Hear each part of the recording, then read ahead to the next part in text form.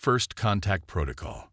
The Galactic Council chamber stretched before Sarah Chen like a massive amphitheater carved from living crystal, its translucent walls refracting starlight into rainbow patterns across the assembled delegates. As the sole human representative on Station Harmonious Accord, she'd grown used to being the shortest person in most rooms, but today the chamber felt particularly overwhelming. Ambassador Chen, Council Elder Vexthor's voice resonated through the chamber, their bioluminescent tentacles pulsing with each syllable. You understand the gravity of this situation. Sarah straightened her burgundy diplomatic uniform and met the Elder's compound eyes steadily. I do, Elder. The arrival of the crystalline entities represents the first truly non-carbon-based intelligence humanity has encountered. As Earth's representative, I'm honored to. You misunderstand, interrupted Counselor Srith, their chidness exoskeleton clicking as they leaned forward. We're not concerned about the historic nature of this contact. We're concerned about having a... They paused, mandibles twitching, a human handling such a delicate situation. A ripple of murmured agreement passed through the chamber. Sarah felt her jaw tighten, but kept her expression neutral. After 3 years on the station, she'd learned to weather these moments with grace. With respect, Counselor, she replied, humanity's experience with first contact situations is precisely our concern. Zareth cut in again. Your species barely managed its own first contact without starting an interstellar war. The crystalline entities are unlike anything in known space. We cannot risk. The chamber's emergency lights suddenly flashed crimson, cutting off further debate. Station I's voice filled the room. Alert. Unknown energy signature detected in Docking Bay 7. Crystalline vessel approaching outside of scheduled arrival window. Sarah's pulse quickened. The delegation wasn't due for another 12 hours. She watched the council members shift uncomfortably, their various appendages and sensory organs twitching in agitation. None of them had expected this. They're early, Elder Vexthor stated unnecessarily, their tentacles now a worried shade of green. This violates all established protocols.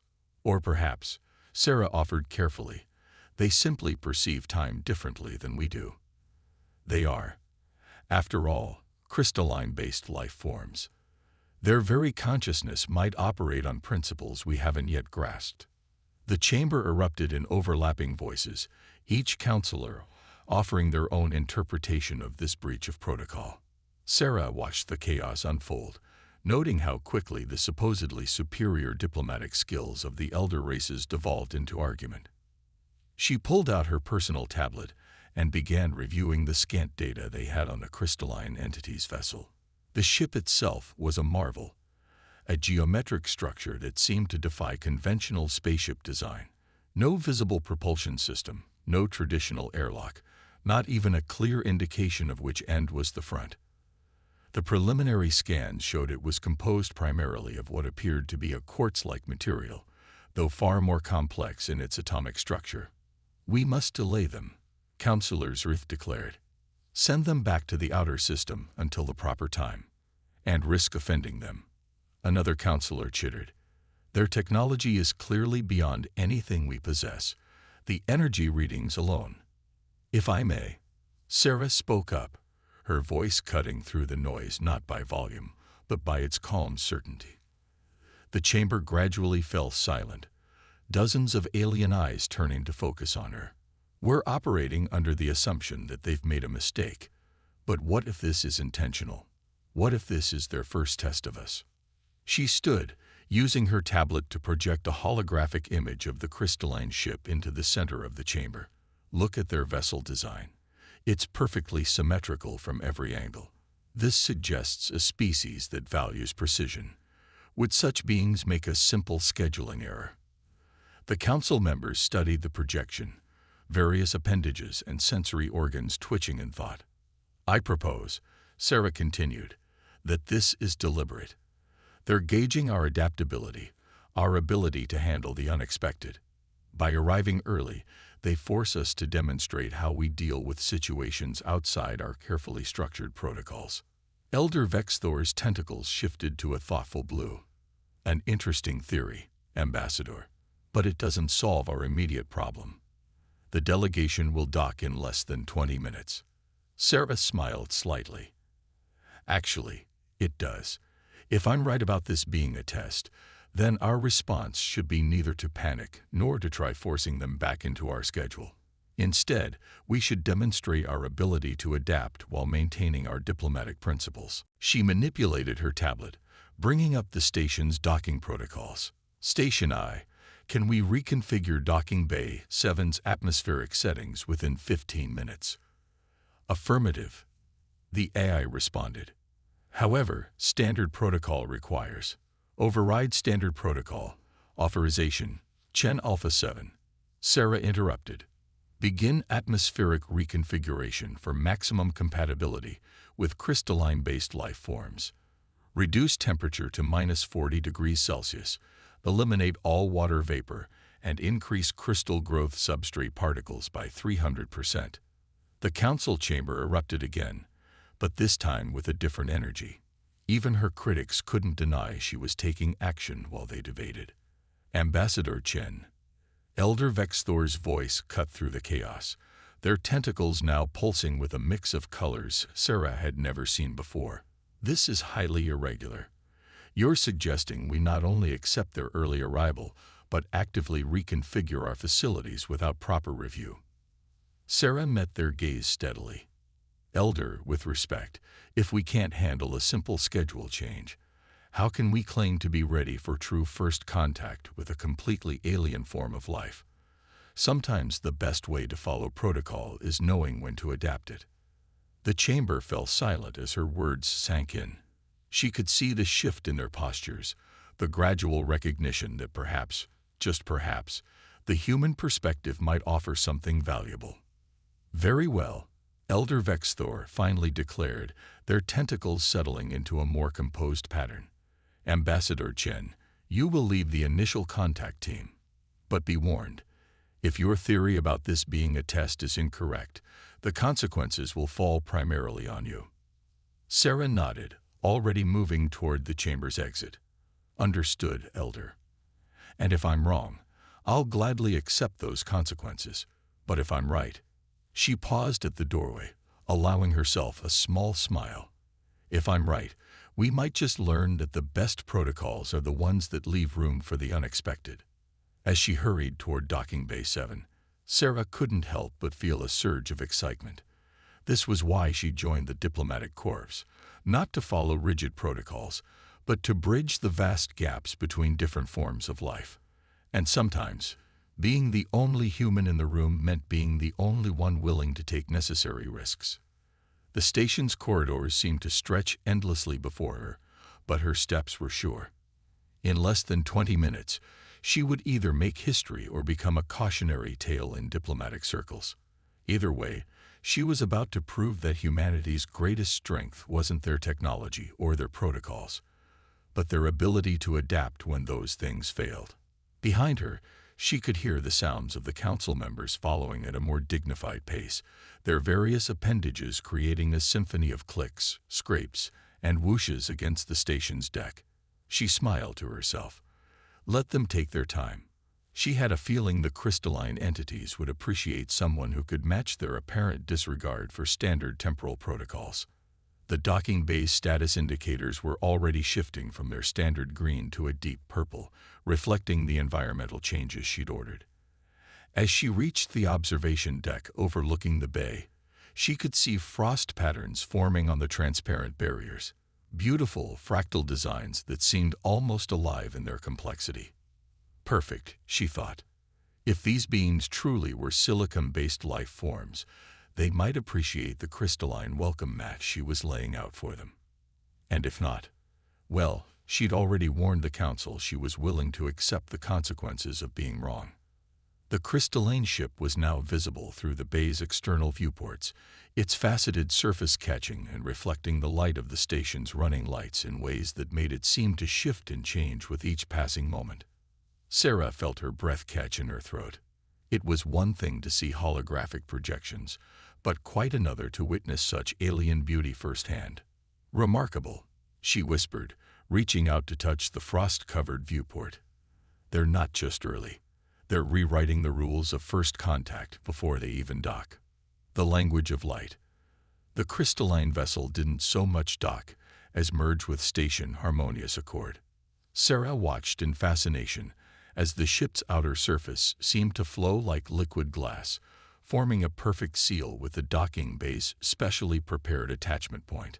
The frost patterns she'd encouraged to form now danced across the connection point, creating intricate geometric designs that seemed to pulse with their own inner light. Behind her, she heard Counselor Zrith's mandibles clicking rapidly, their species equivalent of nervous pacing. This is unprecedented, they chittered. The structural integrity is perfectly sound, Sarah interrupted, eyes fixed on her tablet's readings. The crystalline matrix they've created is actually strengthening our docking ring. They're not just connecting with us, they're reinforcing us. The observation deck had filled with council members and their various assistants, creating a rainbow of bioluminescence, chitinous reflections, and floating appendages that would have seemed chaotic to anyone not used to working with such diverse species. But Sarah's attention was focused entirely on the shifting patterns of light, now emanating from the crystalline ship. There, she whispered, more to herself than her audience. Do you see it? The repetition in the light patterns.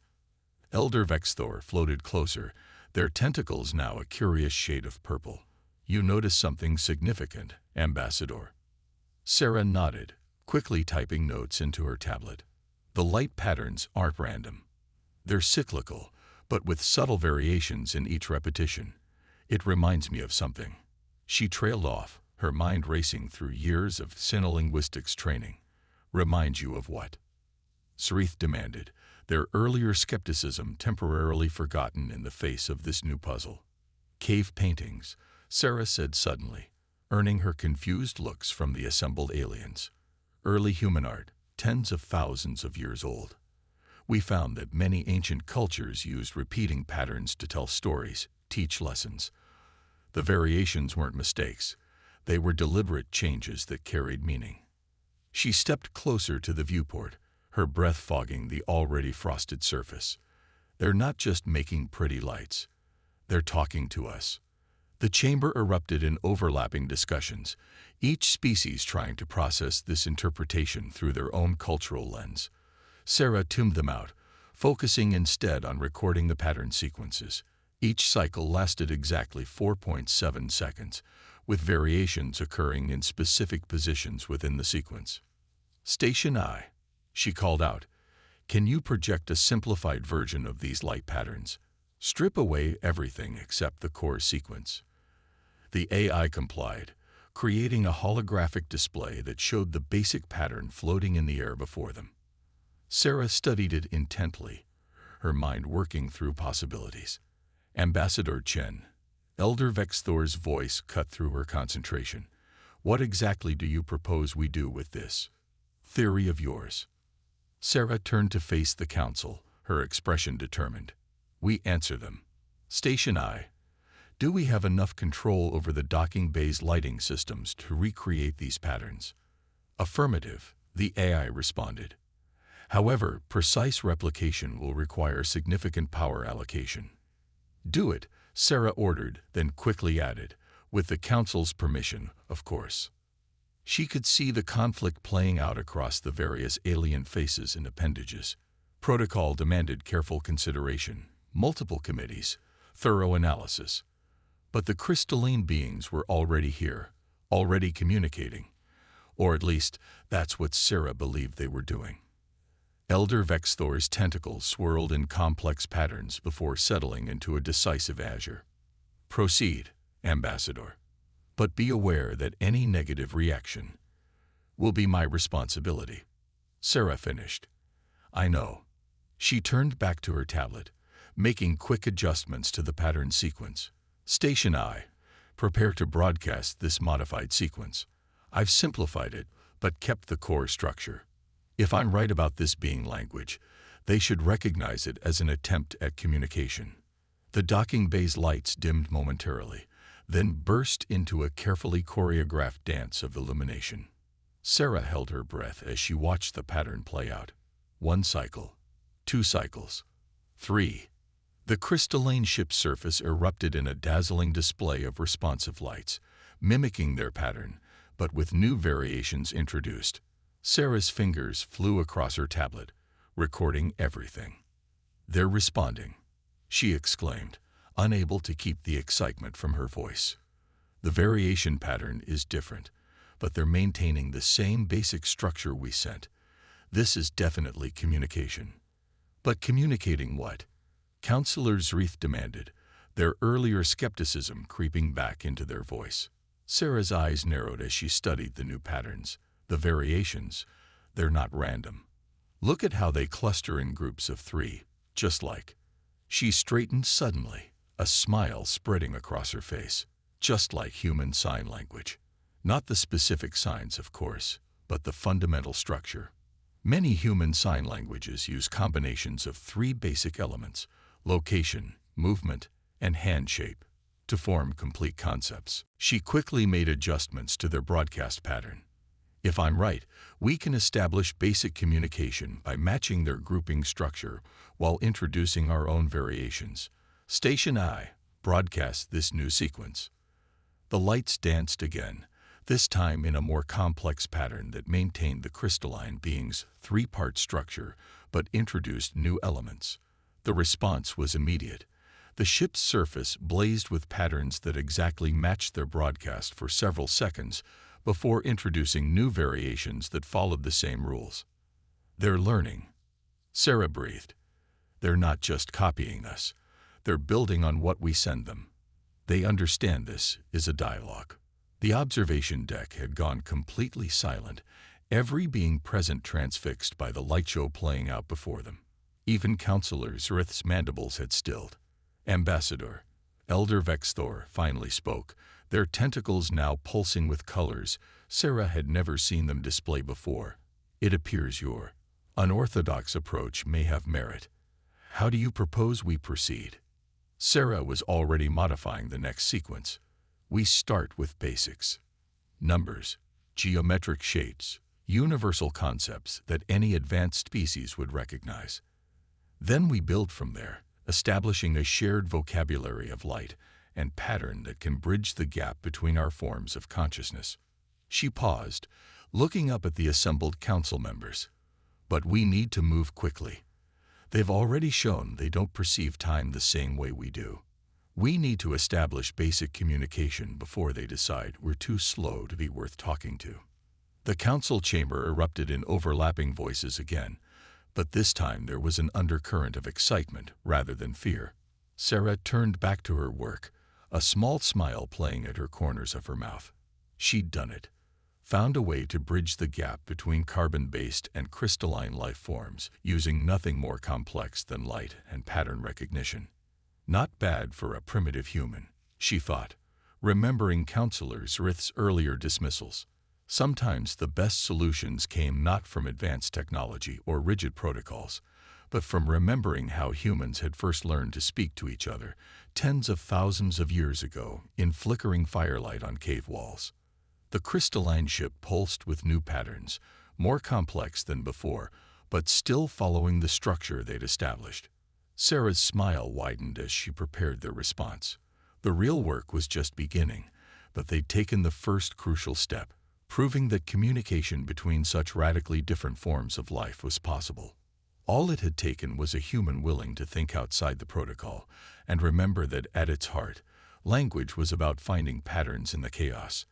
As she worked, Sarah couldn't help but wonder what other surprises these crystalline beings might have in store for them, and how many more times humanity's primitive understanding of communication might prove to be exactly what was needed. Crisis point. The first warning came not from the station's systems, but from the crystalline beings themselves. Their careful patterns of communication suddenly shifted, becoming rapid and chaotic, almost frantic. Sarah was still learning their light language, but even she could tell something was wrong. "Station I," she called out, "full diagnostic scan of all systems, priority on environmental controls and power distribution." Running diagnosis, the AI responded. Warning: detecting unusual power fluctuations in primary reactor core.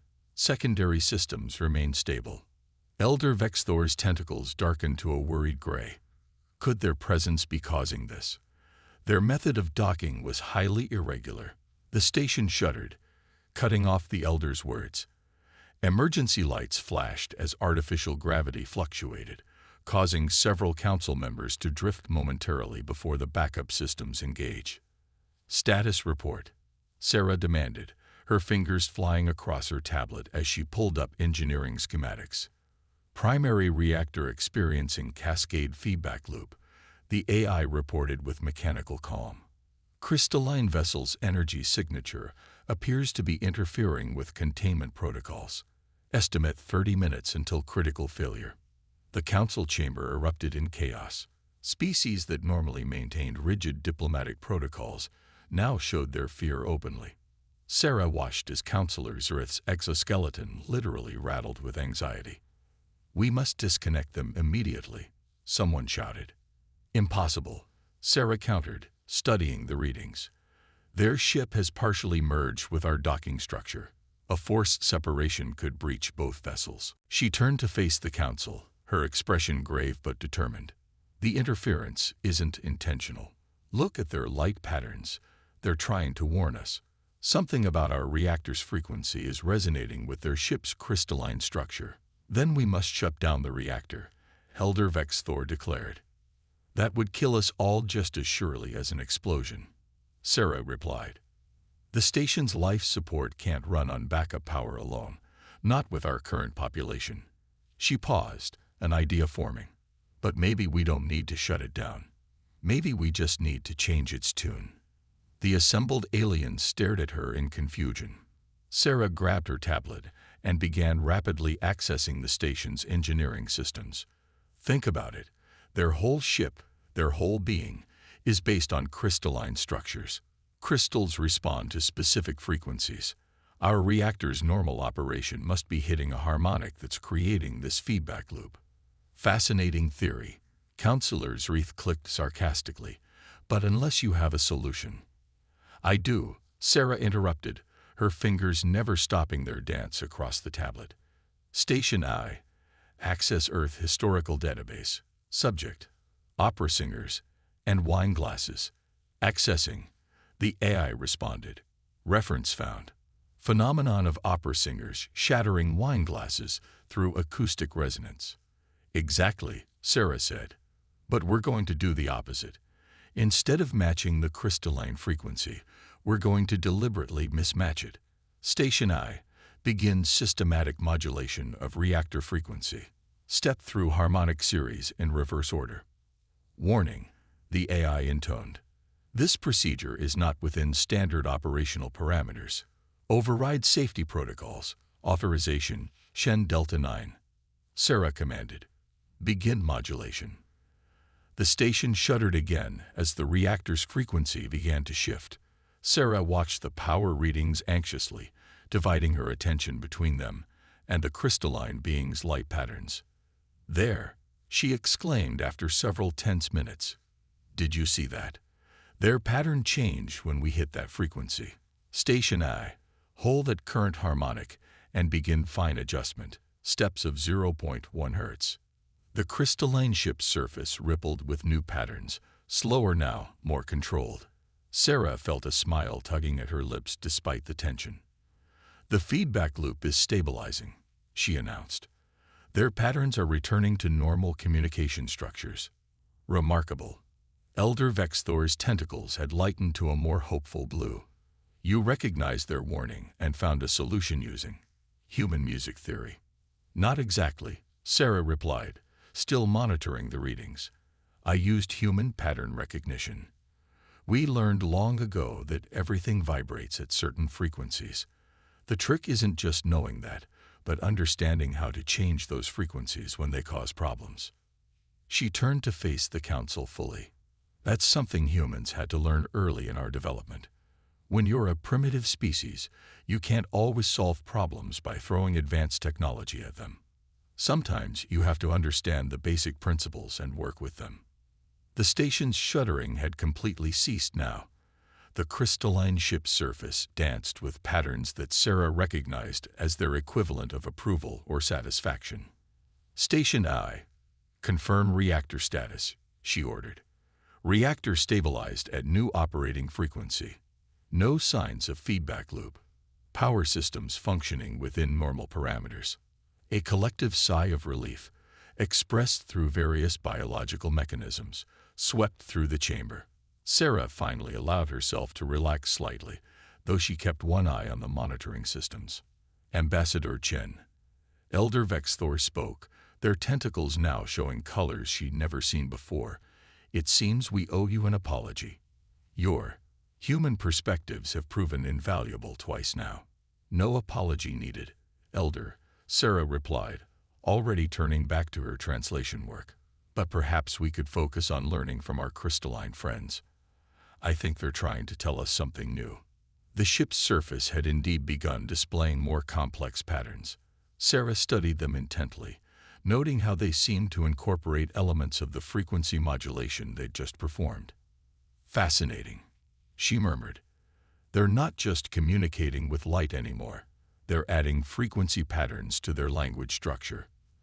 They're building on what they learned from us to create a more sophisticated form of communication. And you can understand this. Counselor Zreef asked, their earlier sarcasm replaced by genuine curiosity. Not yet, Sarah admitted. But I will. That's another human trait. We're very good at learning new languages, especially when our survival depends on it. She smiled as she began composing their response, combining light patterns with carefully modulated energy frequencies. The crystalline beings had just demonstrated that they could adapt and learn from other species. Now it was humanity's turn to show that they could do the same. The crisis had passed, but Sarah knew this was just the beginning. They'd discovered that their differences could be dangerous, yes, but they'd also proven that those same differences, when properly understood, could lead to new forms of communication and cooperation. That, she reflected, was perhaps the most human lesson of all, finding opportunity in adversity and building bridges where others saw only barriers. Bridge of understanding. In the hours following the reactor crisis, Station Harmonious Accord hummed with a slightly different frequency, one that Sarah had begun to think of as a duet between human engineering and crystalline resonance. The council chamber had transformed into an impromptu communication center, with holographic displays showing both light patterns and frequency modulations floating in the space above their heads. There, Sarah said, pointing to a particular sequence that kept repeating. They're not just showing us their language anymore. They're showing us how they think. Elder Vexthor drifted closer, their tentacles rippling with curious patterns. Explain, Ambassador. Sarah manipulated her tablet, highlighting specific sections of the pattern. Look at how the light and frequency patterns interweave. It's not sequential like most of our languages. They're communicating in multiple dimensions simultaneously. She paused, considering how to explain what she was seeing. It's like, imagine if you could speak every language at once and have it all make perfect sense. They don't just communicate information. They communicate entire concepts, complete with context and implications, all in a single burst of light and vibration. Impossible. Counselor Zreef clicked, but their tone held more wonder than skepticism now. No consciousness could process that much information simultaneously. No carbon-based consciousness, perhaps, Sarah countered. But they're crystalline. Their entire being is structured to receive, refract, and transmit energy. What if their consciousness itself works the same way? She brought up an old Earth physics diagram on her tablet. Look at how a prism splits light into its component colors. Now look at their communication patterns. She overlaid the two images. They're not just using light and frequency, they're using the interactions between them to create layers of meaning. The chamber fell silent as the implications sank in. Even the usually chattery junior diplomats stopped their constant translations and note-taking. Station I. Sarah called out. Can you analyze the crystalline vessel structure? Not just the outer surface, but as deep as our sensors can penetrate. Analysis in progress. The AI responded. Warning. Sensor penetration limited by crystalline matrix interference. However, detected patterns suggest. The AI paused, something Sarah had never heard it do before. Suggest what? She prompted. The entire vessel appears to be a single, coherent crystal structure. More significantly, energy patterns within the structure mirror organic neural network configurations. Sarah felt her breath catch. Their ship isn't just a ship, she whispered. It's part of them. Maybe even is them. Preposterous, Zreeth clicked, but their mandibles were trembling. A crystalline consciousness of that scale. Why not? Sarah challenged. We carbon-based life forms think we're the template for all consciousness because we evolved that way. But look at them. They've achieved something we can barely comprehend. They don't pilot their ship. They are their ship. Every part of their vessel can think, communicate, and act as one unified being. She turned to Elder Vexthor, whose tentacles were showing colors she'd never seen before. That's why they arrived early, why they merged with our docking bay instead of using traditional airlocks. They don't think in terms of separate systems or sequential processes. For them, everything happens simultaneously. Everything is connected. And the reactor crisis, someone asked from the back of the chamber, was probably as surprising to them as it was to us. Sarah replied. They likely didn't expect our technology to be able to resonate with their consciousness at all. When it did, she smiled slightly. Well, we all learned something new about each other. She turned back to her work, making adjustments to their transmission patterns. We need to stop thinking of this as just first contact between different species. This is first contact between different forms of consciousness itself. They don't just have a different language or culture. They have a fundamentally different way of experiencing reality. And yet, Elder Vexthor observed, their tentacles swirling thoughtfully, you seem to be managing to communicate with them quite effectively. Sarah nodded, still focused on her adjustments. Because humans have something that even we sometimes forget is special. Adaptability. We're not the strongest species or the most technologically advanced, but we are really, really good at figuring out new ways to connect. She looked up at the swirling patterns of light and energy above them. Think about human history. We developed thousands of different languages, dozens of ways of writing, countless methods of communication. All before we even left our planet. We learned to speak with our hands when we couldn't use our voices, to write music that could convey emotions across cultural boundaries, to use mathematics to describe things we couldn't even see. The crystalline vessel's surface suddenly erupted in a dazzling display of synchronized light and frequency patterns. Sarah's tablet pinged as it registered the new data. Look at this, she breathed, studying the readings. They're not just responding to our transmissions anymore. They're attempting to replicate our pattern of conversation, the back-and-forth exchange we've been using. They're adapting to us just as we're adapting to them. Remarkable, Elder Vexthor murmured. They're learning. We all are, Sarah corrected. And that's the most important thing we can learn from this encounter. Real communication isn't just about finding a common language. It's about being willing to see the universe through each other's eyes, or in this case, through each other's fundamental states of being. She began composing a new transmission, combining everything they'd learned about light patterns, frequency modulation, and simultaneous communication. The question isn't whether we can understand them. The question is, are we willing to let this change our understanding of what consciousness itself can be? The chamber was quiet again, but this time it was a thoughtful silence. Sarah could see the various council members processing not just her words, but everything that had happened since the crystalline being's arrival. Their preconceptions about both the nature of consciousness and humanity's capabilities had been thoroughly challenged. And that, she reflected as she sent the new transmission, was perhaps the most important bridge of understanding they'd built today. Not just between carbon and crystalline life, but between what they thought was possible and what actually was. Evolution's children. The revelation about the crystalline being's true nature changed everything. As Sarah stood before the full Galactic Council session, she could feel the weight of the moment pressing down on her.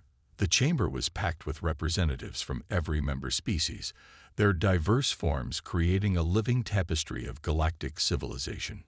Above them all, the crystalline being's communication patterns danced across specially installed holographic projectors, their light language now augmented with frequency patterns that made the very air hum with meaning. What had started as a simple first contact had evolved into something far more profound. Members of the council, Sarah began, her voice steady despite her racing heart.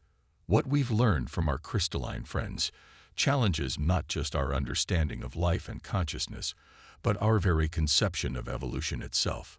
She gestured to the swirling patterns above. We've discovered that consciousness isn't bound to carbon-based biology, or even to sequential time. The beings we've been communicating with experience reality in multiple dimensions simultaneously.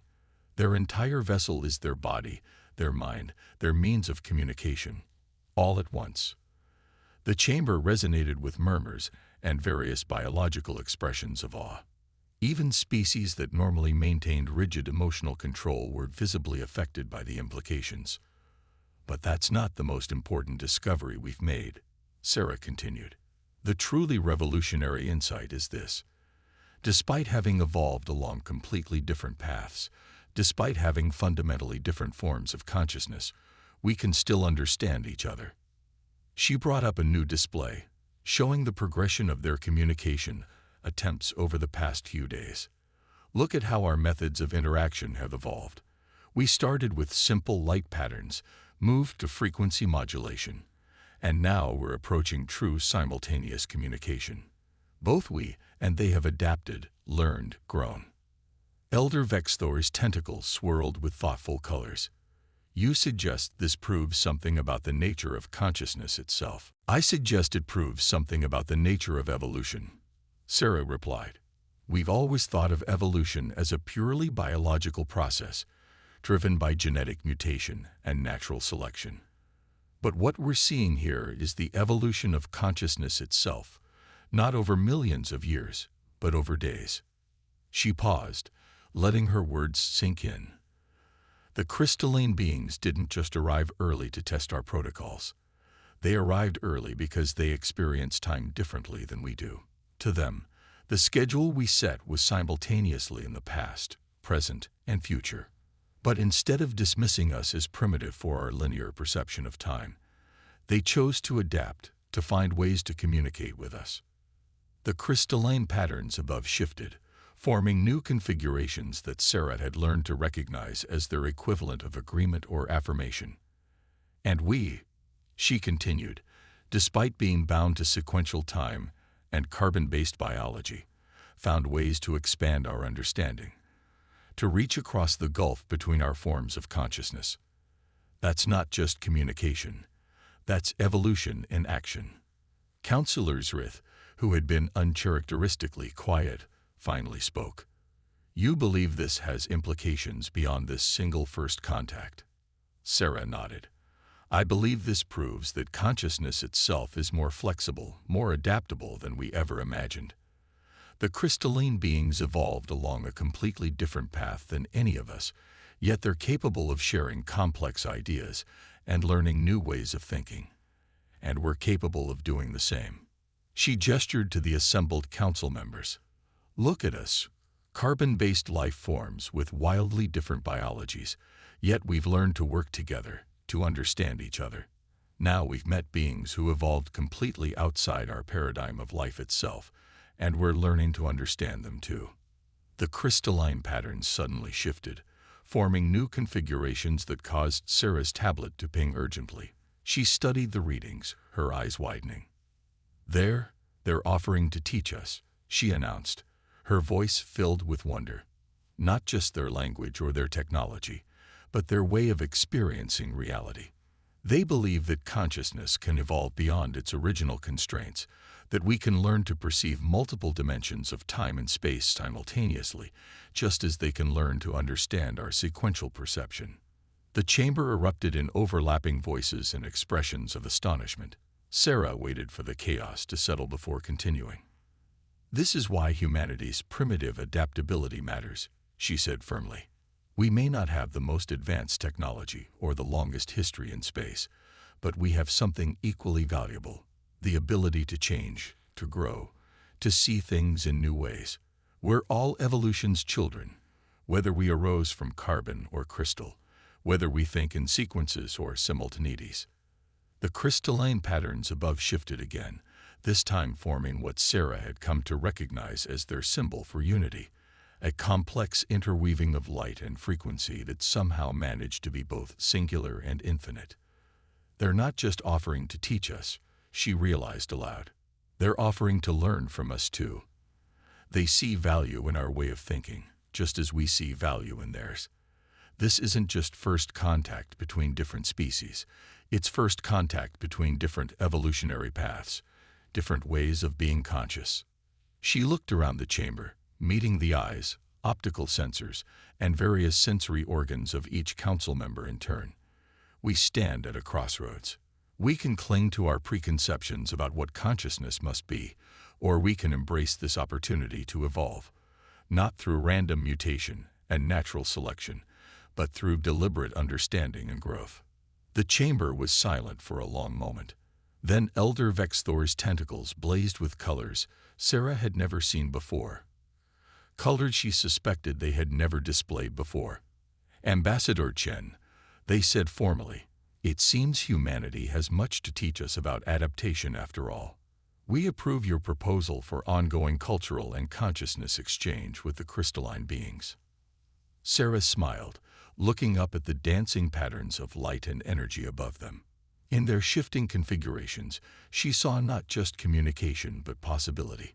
The possibility that consciousness itself could transcend its origins, that understanding could bridge any gap, that evolution hadn't finished with any of them yet.